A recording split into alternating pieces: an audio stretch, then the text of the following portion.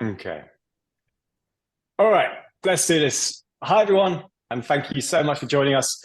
Really excited to have you all here and for dedicating your lunchtime to joining us. We're going to be diving deeper into the MROI index report that we released last month. My name is Will Marks. I'm Mutinex's Marketing Science Director. I'm going to be hosting today's session, and joining me are the report's other key contributors. We've got John Fox and Henry Innis. John is our Director of Client Services, previously Director of Effectiveness at Nine, and before that, the Head of Effectiveness at Ubiquity. And Henry is our co-founder, global CEO, just overall fearless leader, ultimately. Thank you both for joining me on this call today. And that's the formalities out of the way. So everyone's here because they've probably seen the MROI report that we released, which analysed over $2 billion of spend over the last 3 years. And given you're on this webinar, we'll assume you're pretty familiar with the report. And we're excited to start getting into the nitty-gritty of what's actually lying behind some of those headline results and what marketers should be thinking about right now. So let's kick off and let's start breaking down one of the report's overall headlines. Ultimately, we've seen a trend towards flat marketing budgets and flat marketing ROI. But we all know that behind a trend, there can be hidden a lot of nuance. John, I'd love to start with your thoughts on whether there are some industries finding conditions easier than others at the moment. Sure, thanks, Will. Hi, guys. Yeah, flat lines. Is it even that exciting? These are top line numbers, and they're obviously averages of our client base, averages across our media channels, but there is quite a lot going on underneath that. So, you know, in terms of industries doing well, kind of in this environment, the best thing to think about is which consumers have money right now. So it's typically those without mortgages, you know, older demographics, all those interest rate rises in kind of second half of 22, early 2023. People with savings have really benefited. I think you can get over 5% in interest in current accounts at the moment. You know, and so those with mortgages, costs have soared.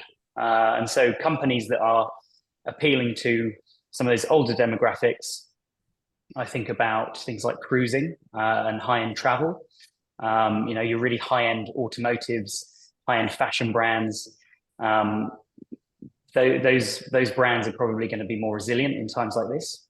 Whereas those selling to younger generations who are particularly cash-strapped, you know, there's a lot in the press about boomer generation probably being better off than their children.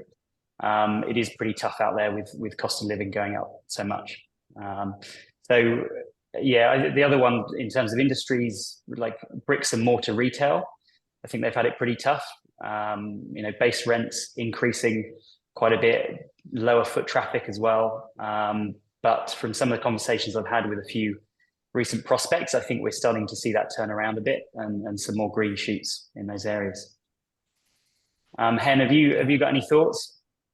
Well, I think like you can basically segment them out. So I think there's a few interesting things happening.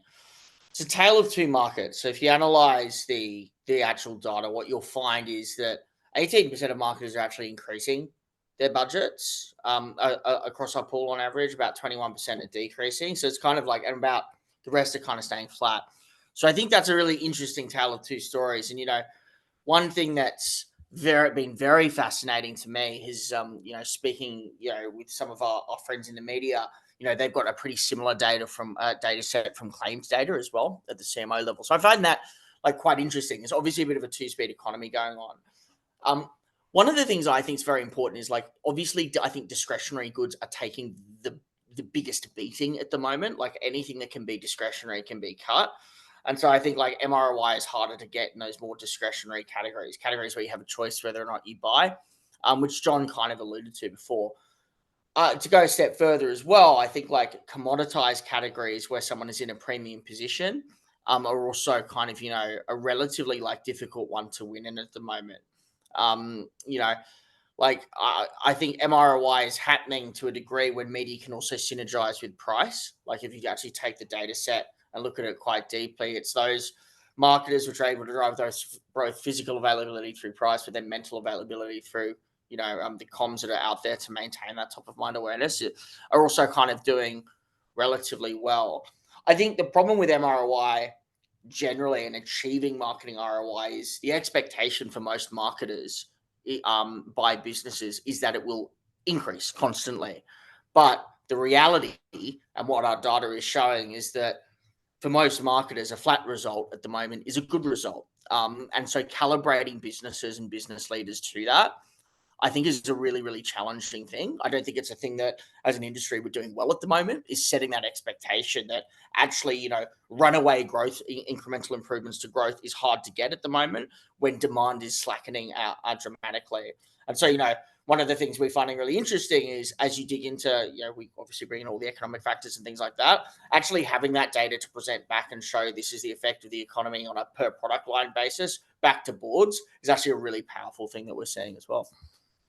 Mm-hmm. One thing that I'm seeing is that in a lot of commodity markets where consumers do have a choice, this kind of environment creates a lot of noise and disruption and churn. And so people are now looking for perhaps moving providers, whether that's your insurance, energy, phone plan, etc. And with that comes some opportunity for advertisers as well to be trying to capture and make sure that they're putting that demand towards them. Now, for me, that's possible when they are priced competitively in this environment. So businesses that are positioning themselves well can then see quite strong results from their marketing if that is then making them front and center in their consumers' minds when they're looking to be changing providers, and then also making sure that they have the right offering so they're attracting those customers that are churning from their initial plans. So I often see that across industries, even within industries that you'd expect to be struggling, they can still be winners at that time when they're positioning themselves as best as possible. Next part I'd like to go on to would be one of the interesting things about the data set that we're looking at is that it's all benchmarked in that post-COVID era. During COVID, we had this constant headline about being in a new normal. I think everyone probably got sick about hearing that headline the whole time. The question is, are we now in a new normal? Or do we just have to forget about normality? Do we just have to be prepared for ongoing instabilities? Hen, what are your thoughts on that? I think that, I think the thing about COVID is we masked a lot of the negative effects of the economy, right? By basically printing money. And so, low interest rates and things like that artificially stimulated demand. To a degree, like the way to think about the economy is a normal interest rate is about 5%. Like there should be a cost to debt. And historically, like between 5 to 7% is normal. But we've been conditioned over the past 2 to 3 years and by and large gotten used to like 1 to 2% interest rates being normal. And what that's done is it's meant that, I think the economy has largely been overheated through 2022, 2023, 21, 22, 23. And you can kind of see that, like the MROI trend coming up to the back end of 23 and through that 21, 22 period, it was materially higher, like than you would probably expect it to be. And of course, that got businesses used to that kind of result as well. And so I think that's been a big shift. I think the new normal is a reset to normal settings of growth, which is, actually we need to expect the growth to be, relatively difficult. Not every category is going to be growing astronomical rates of, 3, 4, 5% every year CAGR. And therefore category is going to be a bit harder, a bit more expensive to operate. I think the other thing about marketing ROI at the moment, one of the reasons it's flattened and come down a bit is a lot of companies took on debt through COVID for working capital reasons and other reasons. They took on those debt at certain rates of maturity. Now, as those that debt's been recapitalized, a lot of what happens at the CFO level is the CFOs suddenly get a bigger and bigger interest rate bill. Where they come and find that money is from marketing. And what they don't realize is that by cutting it, we have something called a saturation curve, which basically operates like that. I think what's happened with a lot of budgets that I'm seeing is they're being cut below the point of efficiency. So the marketing spend itself isn't actually as efficient as it used to be because it doesn't have enough scale. We're seeing CFOs make that decision and quite a lot. And that's putting pressure on marketers who don't have data to show actually like cutting below here, we build in inefficiency to our budget. So I think like we're in a we're not in a new normal, we're in a new economic cycle. That new economic cycle is driving pressure on both the marketing budget artificially, but also recalibrating expectations of where demand should be. And those two things are kind of a bit of a snowstorm to say that like it's harder to achieve marketing ROI. And it's much harder to achieve those goals. And that's why I'm pretty proud even that some Mutinex customers on average are about 8% across the board in marketing ROI, which is I think a relatively strong result to buck the trend. Would we obviously like it to be better? Absolutely. But from what I'm hearing in the market, it's much, much more difficult than that. Most people are down, the results are down, profits are down. And it's because marketing budgets are being cut. They're cut to a point of inefficiency, and CFOs are dragging that budget out more and more because they see that inefficiency and go, you're not effective, rather than you don't have enough scale in your marketing budgets. Yeah, I'm seeing the same thing. CMOs having to argue the need for that marketing spend, which is such a hard argument when you can't demonstrate the value of it. In fact, some CMOs I'm talking to are looking for where else they can demonstrate the value of that marketing. Often now they're looking at retention as well, trying to show not only is marketing driving revenue by bringing in new customers, but also how it's helping retain customers as well. And that's all fuel to the fire, I guess, in terms of talking to the CFO, giving them that actual dollar value of your media spend and being able to compare that to the value of paying off your debt. John, what are you seeing in the market?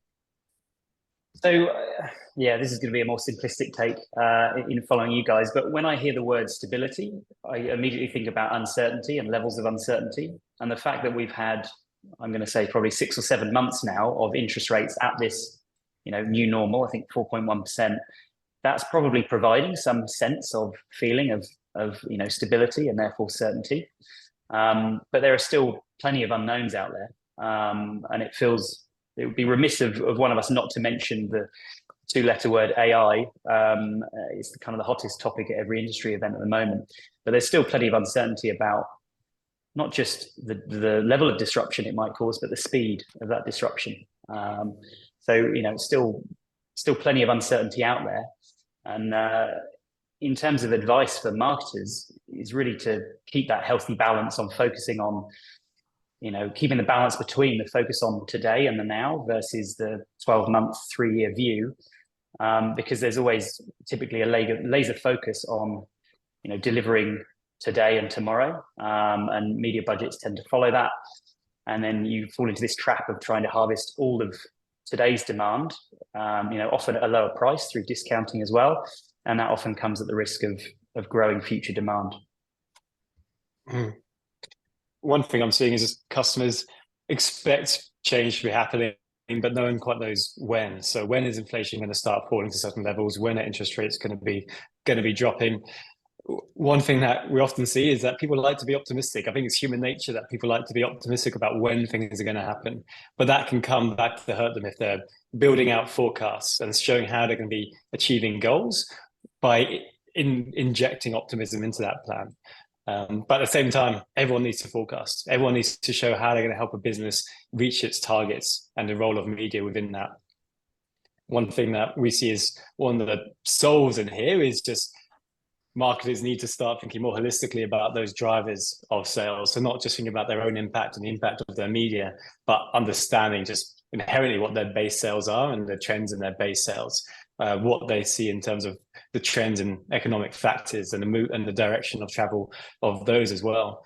Without that information, it's just so hard to actually plan ahead.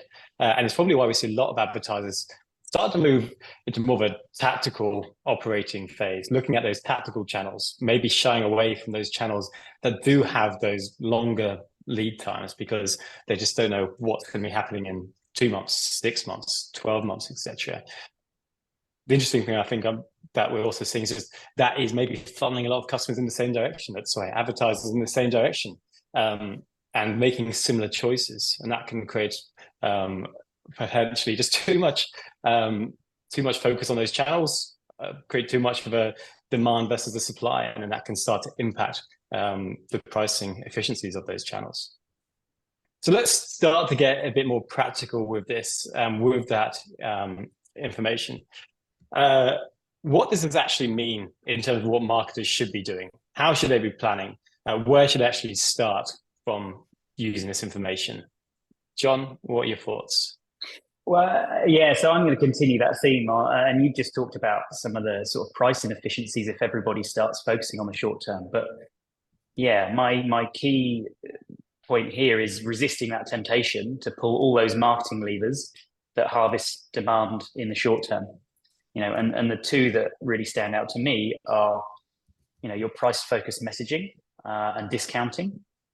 That is eroding margins. You risk training consumers to buy on discount. And you're also rewarding your loyal consumers that, they're less price sensitive. They would have bought at a higher price anyway, and you're kind of giving them a cheaper price. So that's definitely one to try to avoid going all in on. And then the other one would be around conversion focused media. If everyone, to your point, starts shifting budget in that direction, it's going to start driving up media prices and reducing ROI, all else remaining equal. So the only way to manage that is to keep a really close eye on the incremental revenue that your media is driving. And I'm a little biased with my history, but MMM is a great way to measure that incremental revenue. And we're at a point in time where we're quite privileged in having the developments in data and technology where it sort of unlocks that ability to look at that as frequently as monthly. And so that's what we're trying to get our clients into, that more regular cadence of keeping your finger on the pulse of the business, making some modest budget changes, but tracking how that continues to perform in a fairly uncertain, volatile environment. And Henry, when the CMO picks up the phone to you and asks for your advice, what are you saying to them? Well, I think it very much depends on the business and the category. So different product lines are going to respond differently. Having that nuance to actually understand, okay, does this particular brand perform better than others? I mean, harsh truth for a lot of marketers is a lot of marketers' budgets are going to be cut or have been cut to a point where they may not be able to be an always-on brand marketer. So I think picking your bets to drive mental availability with the money that you have to scale it is very important. Because, the worst thing that you can do, like if I'm only able to buy one TV out a week, then, frankly, it's going to do fuck all. Whereas you want to have enough scale to actually cut through and have decent share of voice. If you are a relatively large brand and a relatively large business, particularly if you have large market share. If I kind of play it through to what practically would I be doing? If you've got strong brand marketing ROI, it's the time to defend that. And it's the time to use analytics to defend that. Our recent data showed that brand marketing is going up. The dynamics of why that's going up is pretty simple.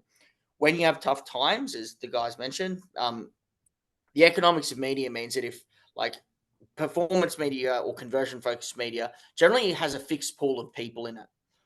As demand drops, that pool drops a bit. And then as brands pile in, the cost to convert each person goes up dramatically as well. That's why performance media has started to drop off over the past year and a bit, quite considerably. If you then flip that and go, well, okay, on the brand side, as money goes out of that, it's actually cheaper to get a higher share of voice across that awareness media. So there's an interesting media dynamic there, just in terms of a general economic principle that you might be able to get some brand arbitrage. I think that there are people who are able to measure what's working and in particular measure creative effectiveness. One of the things I'm a big believer in is a creatively led MMM. And the reason why is because the creative of a channel fundamentally dictates the performance that sits below that. Dictates the performance of the channels as much as anything. Yet every single MMM seems to only cut the channel view. Frankly, I couldn't think of a worse idea. What you should be doing is looking at the creative view and then the channel view. And what you should be looking to do is refresh your model quite frequently so that you can forecast most accurately with the current state of your creative performance. Doing those two things allows you to do that really well. So I think having that creative lens to MMM is very, very important because it will tell you what messages are working in what areas and on what product lines. I think the final thing I'd say is everybody does forecasts annually once. And I think that's the most dangerous idea possible at the moment. If I was a marketer right now, I would be forecasting and reforecasting every single month and messaging that really hard back to the business. Why? Because if I go from here to here in a year, if, like I set the expectation at 200% MROI, and I come back to the business and I say it's 150% MROI 12 months later, that's a shock to the business. However, if I'm reforecasting every single month and going, actually, we've reforecasted, the economy's tougher, we've reforecasted 190, and you kind of gradually move that over, at least you're using your analytics in a really predictive way. And then on the flip side, if you're starting to actually accelerate an MROI because you're executing really well, you have really strong proof points to say, actually, there's really strong evidence that if you just give me a little bit more money, here's where the incremental growth comes. So too many of us, I think, in our industry is in this kind of weird pattern where we only do a forecast once a year for our budgets. I think that's the singular worst way to operate in a volatile economy. What you want to be doing is forecasting, reforecasting, and doing that every single month. You're getting new data, because that's the single biggest thing that will actually drive your finance buy-in. But you'll also just look really, really smart as a marketer on your ability to forecast the market properly and forecast it relatively accurately, and start to actually bring the business on the journey of like, here's what we can financially expect, and constantly setting those expectations back to the business. I'm going to pick up one of the points you made there about having insufficient spend on a channel. We definitely see that advertisers can feel pressurized into trying to spread their budgets across so many different media channels. There's probably a bit of FOMO going on where, if you're not in digital audio, if you're not within podcasts, if you're not starting to push into retail and programmatic out of home, then you're not reaching enough of your audience, and you're going to be struggling. But that comes with the fact that you're probably having to spread that budget so thin. And that means that your core channels will then start to underperform, as you were saying, Henry. So I think often if advertisers are being pushed to do more with less, then it needs to be about deciding what they're not going to do, about finding where that waste is. When it comes to your media activity, you need to find that the good and the bad and the ugly. Ultimately, where is the ugly? Where are you wasting your spend, and where's the good that is actually should be your point of focus going forwards? And with creative, creative is a cost center as well. The cost of creating new assets, new campaigns, etc., can be extremely high. I think often, again, advertisers feel forced to be constantly looking at recreating that content, trying to find something that's new. But if creators are working really hard and doing a great job, then they shouldn't feel forced to be trying to constantly reimagine their messaging or reimagining how that message is reaching their consumers. So understanding performance of creative, Henry, I completely agree. It's that it gives you that information to say when you need to change or when there's opportunities to be staying put. Now, John, you mentioned a little bit about looking at that short and that longer term impact. And we did release some further analysis after that initial report publication about the differences between that top of funnel versus bottom of the funnel. And Henry, you talked to this as well. So interestingly, we saw that actually brand ROI was looking really strong in comparison to your lower funnel or product media ROI. And I think that would surprise a lot of advertisers. So I think once we talked a little bit, let's just unpack that a little bit more, because if performance is about trying to find those people who are in market, should be relevant to your brand at that point in time, why would we see brands start to outperform that activity? And what are your thoughts? Well, I think they're just different mechanisms of action, right? Like performance is you're kind of, the economics of performance is you're kind of bidding against other brands in order to have the right to place your media in front of someone who's super high intent. So it's almost like you're bidding on the person, more so your person first to an extent, over the media. So if you think about like search, for example, we're bidding on a particular search term that actually is directly related to that person's behavior.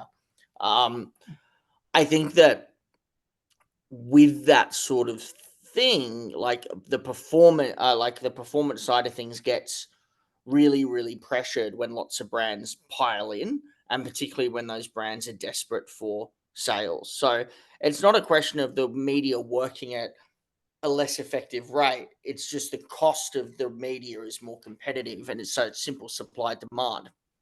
I think brand building still works across tough times. In fact, all the data that we see is brand and performance are largely kind of interlinked. I hate the word, just as an aside, I hate the word brand versus performance. Like whoever thinks that brand media does not drive a performance result and performance media does not, to a degree, influence people's awareness of a brand. I mean, it's a ridiculous split. It's very good branding from the performance media people, I have to say, but that's about it. But like demand capture media is kind of, what it really is. And so that I think that if you kind of go into that brand space, when there's less people in there, you almost get more bang for buck, because the demand is lessening quite dramatically. And so the share of voice, the ability to build mental availability over time is stronger. And there's been enough data to show that like people who keep really strong brand marketing investment in a recession tend to do pretty well. I don't think that's like an unproven point, but it's certainly a point we see really accentuated in our data. I always think that to an extent, there's that old Peter Drucker quote, "What gets measured gets managed." I always say that in a large organization, what gets measured gets appreciated. And so I think that by and large, we just have a lack of appreciation somewhat for things that aren't being measured, because brand and upper funnel activity was really hard to link to commercial outcomes until, MMM basically became a real-time tool. It therefore was a radically underappreciated medium, and I don't blame the marketing ecosystem for doing this. Like if I was running a massive advertising business, I wanted to grow it really quickly, I wouldn't actually focus on making that advertising effective. I'd focus on making that advertising really easy to communicate its results back to the business. That's like the number one thing I'd focus on. And so I think that's by and large where a lot of the measurement ecosystems are, and by and large why, in tougher times, like the unmeasured stuff becomes much harder to do. Yeah. I mean, it definitely feels like brand and performance just have this split because they have been measured in different ways in the past. And as you say, that measurement just inherently just starts to inform how they should be optimized in the future.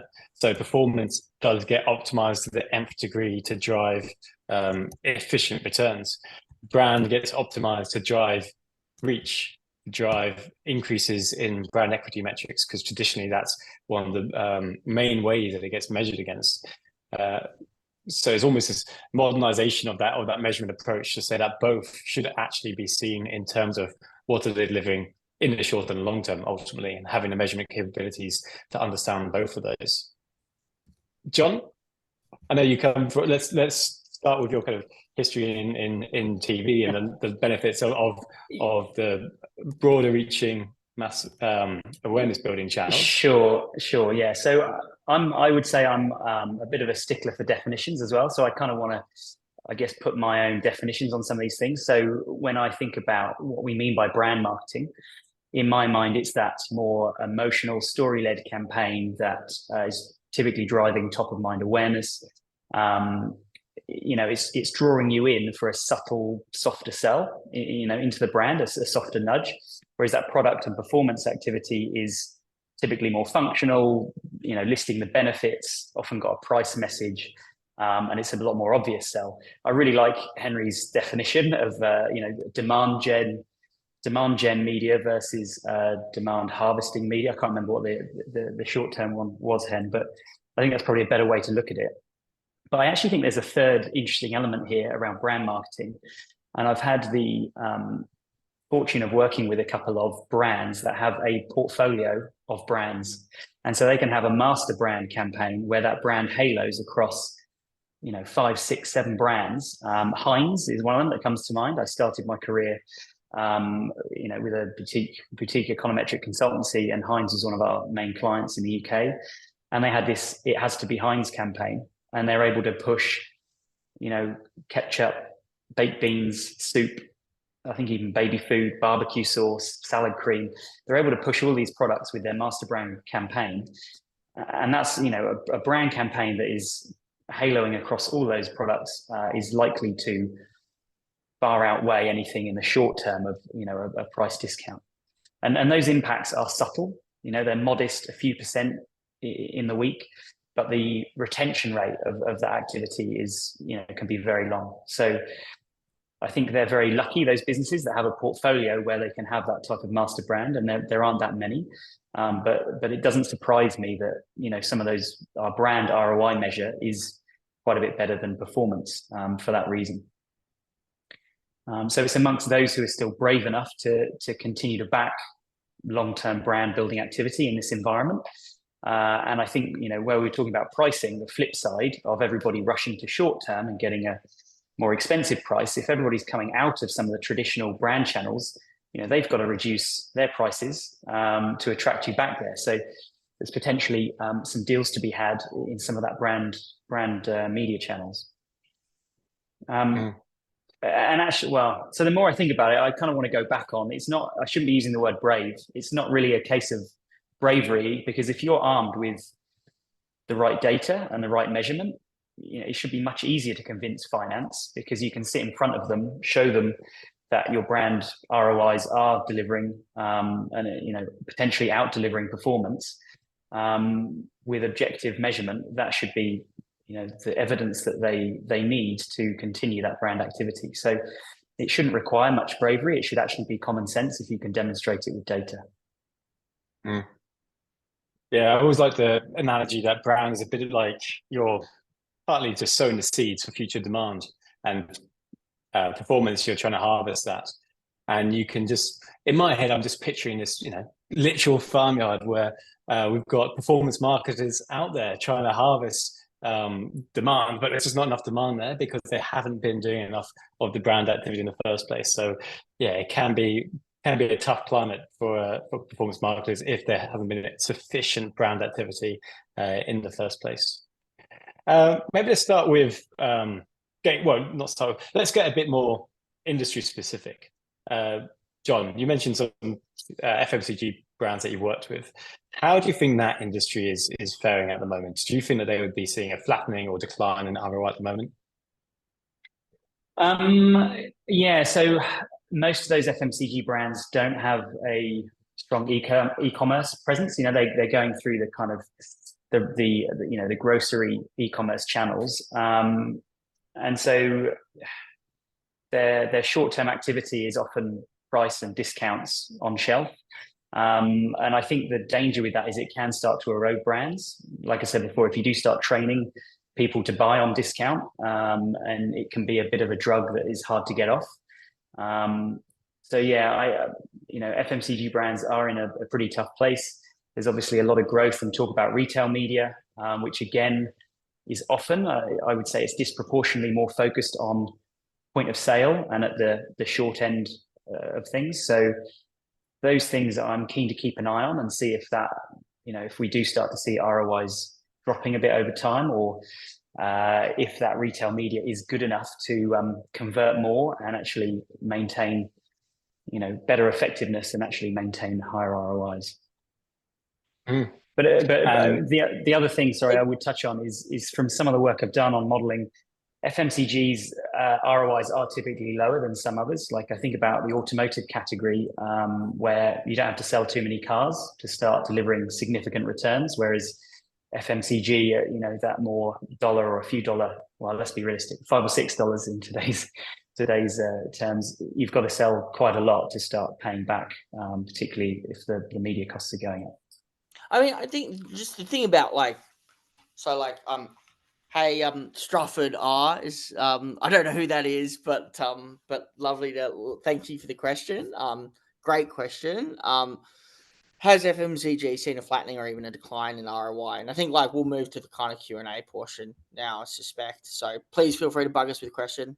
But has it seen a flattening or even a decline? If so, why? Well, I think FMCG, it's a discretionary purchase, right? So you naturally, if people can cut back something, they will. Not to put too fine a point on it, but I'm definitely not buying as many coffees at $6 at the cafe than I was when it was $3, right? And the same kind of goes for FMCG style goods that, you know, probably been hit the hardest by inflation and supply chain challenges.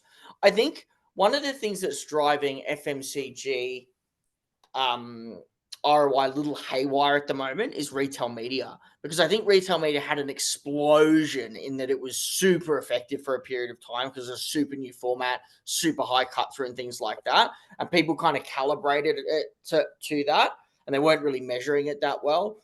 And now it's kind of, probably hitting a bit of a plateau where it's starting to become a bit more BAU. And so probably lacks its cut through as much. And that might flatten it off a little bit as well. That said, I think, any FMCG brands as well are unique in that they require a lot of scale in marketing to work too.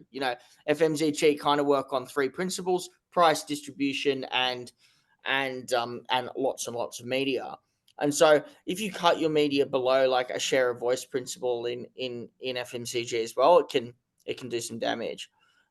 As to the second question, which is, are there certain channels that are naturally skewed brand or performance, or is it mainly creative driven?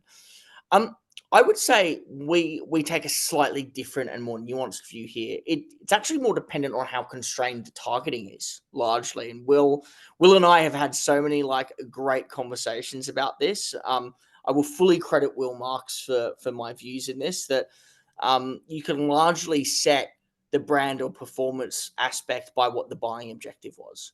So if the buying objective was broad, mass reach, and all of that sort of stuff, it's generally considered to be like a brand play, right? Because you're not kind of hitting people in that huge way. On the flip side to that, performance media is highly targeted at someone who's likely to buy this product right now. And as a result, because you're targeting them in a really constrained environment, it tends to actually be much harder to get like a broad, high impact real estate. Because let's be honest, the only places where we can really get someone in that environment are, hey, they're searching, or B, they're on this small device and you're able to track them, right? And so those sorts of things like add the nuance to it. But yeah, it's a great paper in Scientific American about memorability and comprehension being dictated by the number of pixels that the eye can consume, which I think probably directly correlates to like why ads tend to be higher impact on a TV screen versus a mobile phone, for example. Mm-hmm. Going back to that FMCG question, I did see a good report out the other day to this point. I'd started my career as a graduate analyst at Kantar World Panel in the UK, where we're tracking scanning data. This was totally different. Outside of market mix modeling, we'd get a huge panel of people to scan their shopping as they came home every day, and we'd take a look at those results. Now, they just released some news saying that they're seeing that all those people scanning their shopping as they come home, they're seeing that every recession, private label gets a boost up because everyone's kind of moving to that cheaper alternative from brands. But that doesn't go away when the recession ends. So private label gets that boost up when times are tough, but it maintains that level of penetration afterwards. And so, especially in the UK, they've been seeing that kind of continued increase in penetration over time. And I think that ultimately does create those additional challenges for FMCG brands. So when there are private label offerings that they're competing against, these are times where it's going to be much tougher, and that could be decisions that their consumers are sticking with, not just for now, but in the longer term as well. Yasha, thank you very much for the question. Curious to know about financial services. If consumers are marred by inflation, their past budgets don't go as far, would consumers then focus on needs and park bigger issues for later? In that case, what should be the brand's objective? And what are your thoughts on this? So I think it's a challenging one, Yasha. I think like by and large, a lot of those purchases that you reference, insurance, home loans, and things like that, they're not discretionary. They're kind of necessity, or they're driven by life stage, or kind of a range of factors on that front. So I think to some degree, it's like they're probably more price sensitive, I'd say.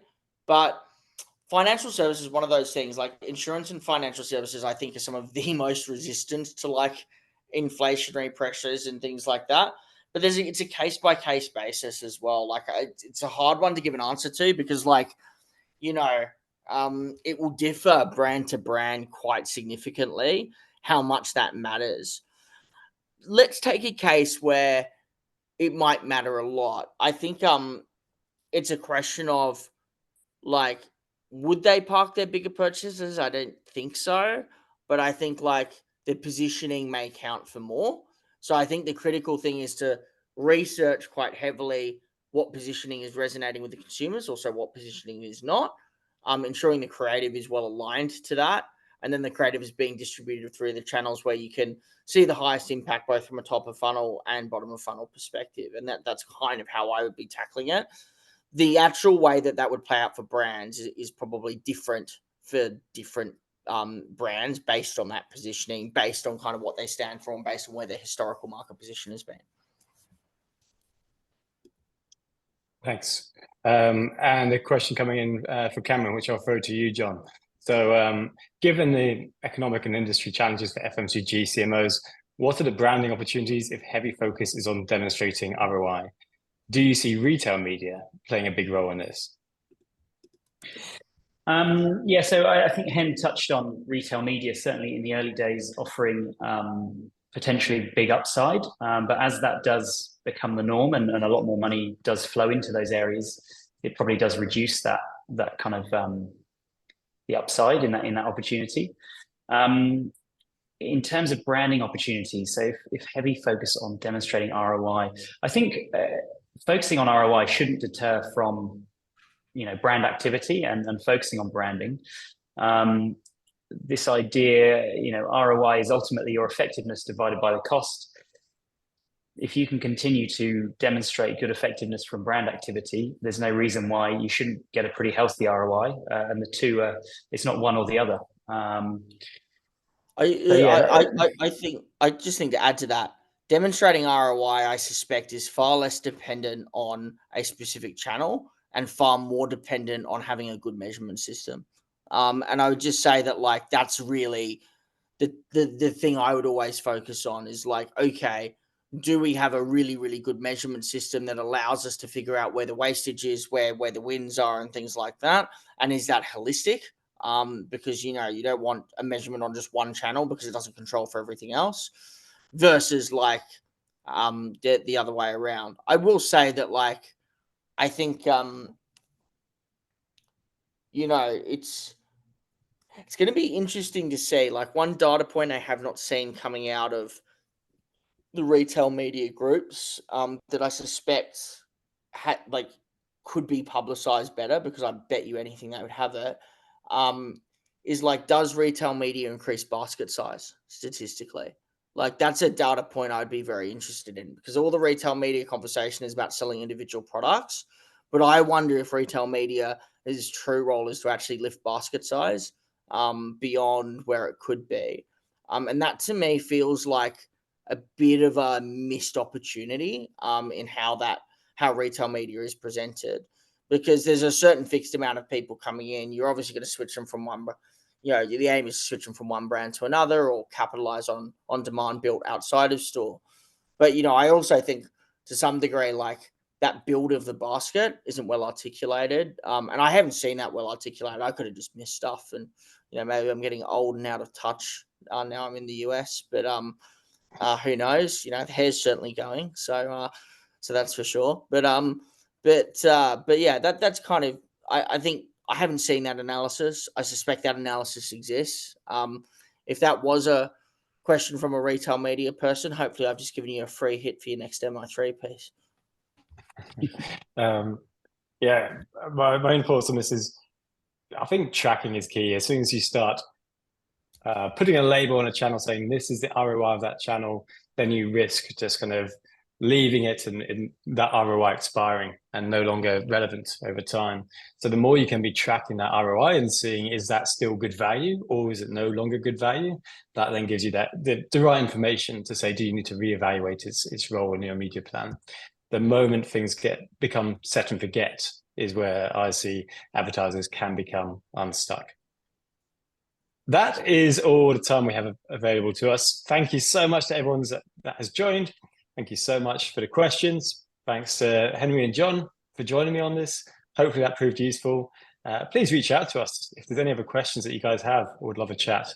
We're always keen to chat. Thank you so much. Especially over coffee. Yeah. Cheers, guys. Thanks. Thank you. See you, everyone. Bye. Bye.